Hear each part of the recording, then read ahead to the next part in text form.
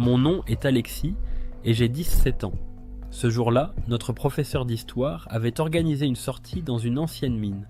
Nous étions un groupe d'adolescents enthousiastes, prêts à braver l'obscurité pour découvrir les secrets enfouis de ce site historique. Dès les premiers pas, je sentais une atmosphère oppressante. Les parois de pierre froide, couvertes de mousse, renvoyaient l'écho de nos pas. La lumière de nos lampes semblait avalée par l'obscurité et les murs suintaient une humidité glaciale. Alors que nous avancions dans les galeries, notre guide, un ancien mineur, expliquait les dangers auxquels les travailleurs d'autrefois avaient dû faire face. Effondrement, manque d'air et isolement. Ces récits étaient fascinants, mais une petite voix intérieure me disait que nous ne devrions pas être là. Soudain, une vibration imperceptible a parcouru le sol. Les parois ont émis un léger craquement presque imperceptible. Une sensation étrange a traversé le groupe. Quelques secondes plus tard, une secousse plus forte a ébranlé la mine. Des fragments de roches sont tombés et un grondement profond a résonné dans les tunnels, amplifié par l'acoustique naturelle. Nos lampes vacillaient et les murmures d'inquiétude se sont transformés en cris. L'effondrement a été aussi brutal qu'inattendu. La sortie principale s'est écroulée dans un fracas assourdissant, coupant tout espoir de retour immédiat. Une poussière dense remplissait l'air, nous étouffant et brouillant notre vision. Je me suis retrouvé au sol, les oreilles sifflantes, tandis que mes camarades paniqués tentaient de comprendre ce qui venait de se passer. Une voix, celle du guide, perçait à travers le chaos, nous exhortant à rester calmes. Une fois la poussière retombée, nous avons constaté l'étendue des dégâts. Le tunnel menant à la sortie était obstrué par des tonnes de roches. Le guide nous a assuré que des secours arriveraient rapidement, mais ses yeux trahissaient une incertitude inquiétante. Certains d'entre nous sanglotaient, d'autres restaient figés, incapables de parler. Nous avons trouvé une cavité plus large où nous installer pour la nuit. L'obscurité était totale et le silence pesant amplifiait chaque chuchotement, chaque mouvement. J'ai serré mon sac à dos contre moi, le cœur battant à tout rompre. Le guide nous a conseillé d'économiser nos lampes, mais l'idée d'éteindre la lumière me terrifiait. Chaque seconde semblait durer une éternité. En désespoir de cause, nous avons essayé d'utiliser nos téléphones pour appeler à l'aide. Mais le réseau était inexistant et les batteries commençaient déjà à faiblir. La sensation d'isolement était écrasante. Nous étions seuls, plongés dans une obscurité sans fin, avec pour seule compagnie le bruit distant de l'eau s'égouttant sur la pierre. Le matin venu, le professeur et le guide ont pris les devants pour inventorier nos provisions. Nous avions à peine quelques bouteilles d'eau et des encas. La réalité de notre situation nous a frappés de plein fouet. Ces ressources ne suffiraient pas si nous devions rester ici plusieurs jours. Un bruit sourd a interrompu notre réflexion. Une partie d'un tunnel s'est effondrée, rendant une potentielle issue inaccessible. L'idée que la mine puisse continuer à s'effondrer nous a paralysés de peur. L'air semblait plus lourd, chargé de poussière et de tension. Les esprits ont commencé à s'échauffer. 2 camarades, Paul et Nathan, se sont disputés sur la meilleure manière d'économiser les provisions. Le professeur a dû intervenir, mais l'animosité était palpable. La faim et la peur étaient en train de nous changer. En explorant un tunnel proche, nous avons trouvé un vieil équipement laissé par d'anciens mineurs. Des lampes à huile, une pioche rouillée et des gants usés. Bien que dégradés, ces objets nous ont donné un maigre espoir. Peut-être pourrions-nous les utiliser pour creuser ou éclairer notre chemin. Antoine, un camarade souvent maladroit, a glissé sur une pierre humide et s'est tordu la cheville. Sa douleur était évidente et il peinait à marcher. Cela a ralenti nos explorations et certains ont commencé à murmurer qu'il devenait un fardeau. Dans notre quête d'une issue, nous sommes tombés sur un tunnel partiellement submergé. L'eau était froide et opaque et l'idée de la traversée faisait frissonner de peur. Nous avons décidé de le laisser de côté pour le moment, mais son existence pesait sur nos esprits. Certains d'entre nous ont commencé à céder à la peur. Camille, une camarade habituellement calme, s'est recroquevillée dans un coin, refusant de bouger ou de parler. Sa panique était contagieuse et le groupe tout entier semblait sur le point de s'effondrer. Le guide a proposé de marquer les tunnels que nous explorions avec des morceaux de tissu pour éviter de nous perdre. Ce système simple nous a permis de garder un semblant d'organisation, mais il ne pouvait pas apaiser notre angoisse croissante. Alors que nous explorions un passage étroit, un nouvel éboulement s'est produit. Un camarade, Pierre, a été enseveli sous les décombres. Nous avons creusé frénétiquement, mais nos efforts ont été vains. Sa perte a laissé un vide, un rappel brutal de la fragilité de notre situation. Nous avons trouvé une petite source suintant des parois. Bien que le guide ait averti qu'elle pourrait être contaminée, la soif nous a poussés à en boire. Cette décision nous hantait, chaque gorgée nous faisant craindre des conséquences terribles. Nos rations s'amenuisaient rapidement, et les estomacs vides rendaient les tensions encore plus palpables. Les disputes étaient fréquentes, et certains murmuraient qu'il faudrait bientôt faire des choix difficiles pour survivre. Des sons étranges résonnaient dans la mine, des grattements, des chutes de pierres lointaines, et des échos incompréhensibles alimentaient notre paranoïa. Chaque bruit semblait annoncer un nouveau danger. Pour avancer, nous avons dû ramper dans un passage si étroit que la pierre râpait notre peau. Certains, pris de panique, ont failli s'évanouir, compliquant encore notre progression. Nathan, toujours sur la défensive, a accusé le guide d'être responsable de notre situation.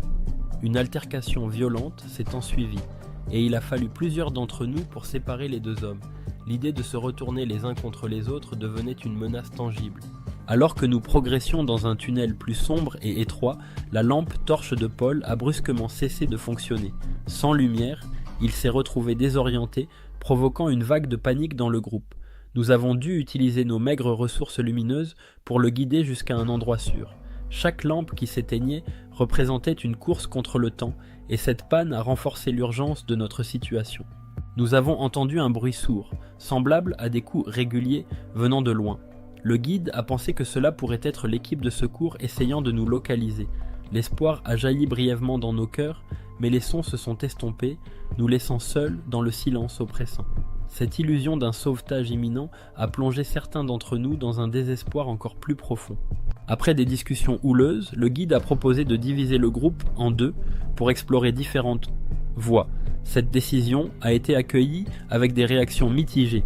Certains voulaient rester ensemble, tandis que d'autres pensaient qu'il était nécessaire de maximiser nos chances. Se séparer signifiait augmenter le risque de se perdre à jamais dans ce labyrinthe. Finalement, la décision a été prise, et je suis resté avec le groupe principal.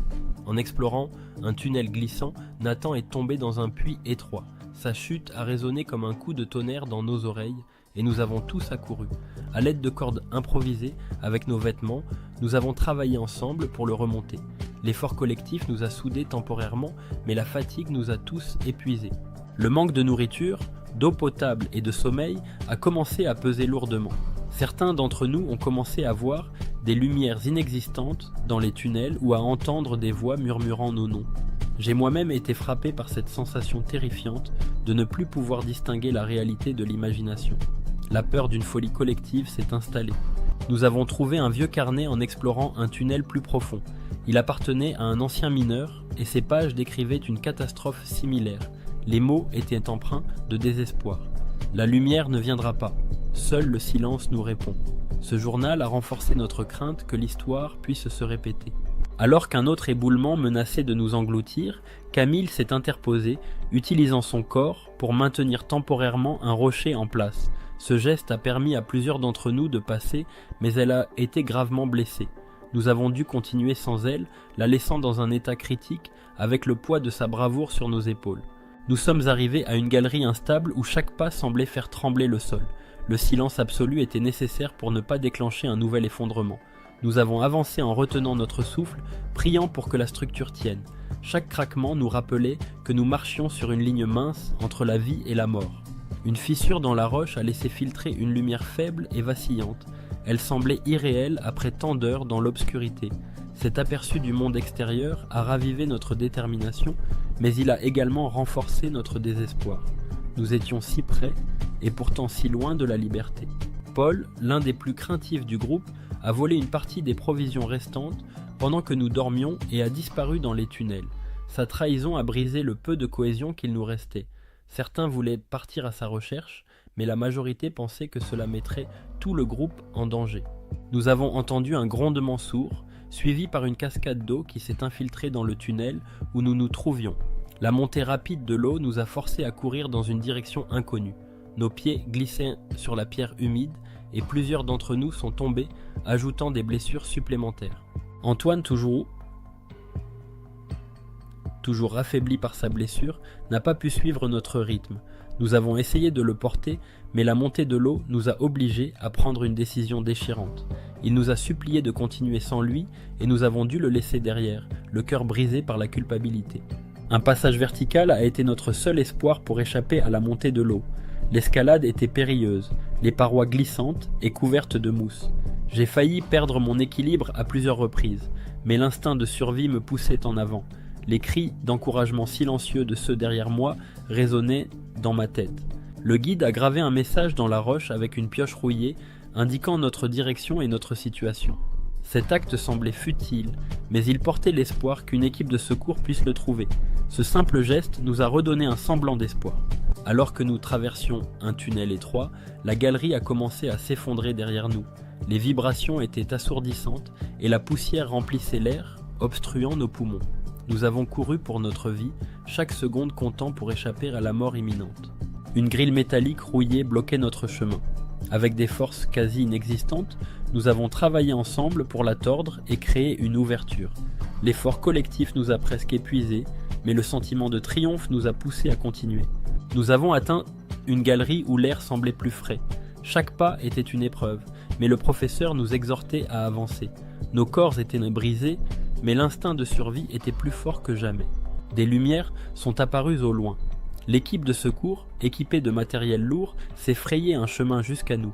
Trop faibles pour crier, nous avons simplement tendu les bras en leur direction, les larmes coulant librement. À l'air libre, nous avons été transportés à l'hôpital. Certains d'entre nous étaient traumatisés, incapables de parler ou de bouger normalement. Les images des éboulements, des visages terrifiés et des sacrifices nous hanteront probablement toute notre vie. Des semaines plus tard, je réfléchis à cette expérience. La peur, la solidarité et les sacrifices ont façonné non seulement notre survie, mais aussi nos âmes. Nous avons découvert une force en nous que nous ne soupçonnions pas, et cette épreuve restera gravée dans nos mémoires à jamais.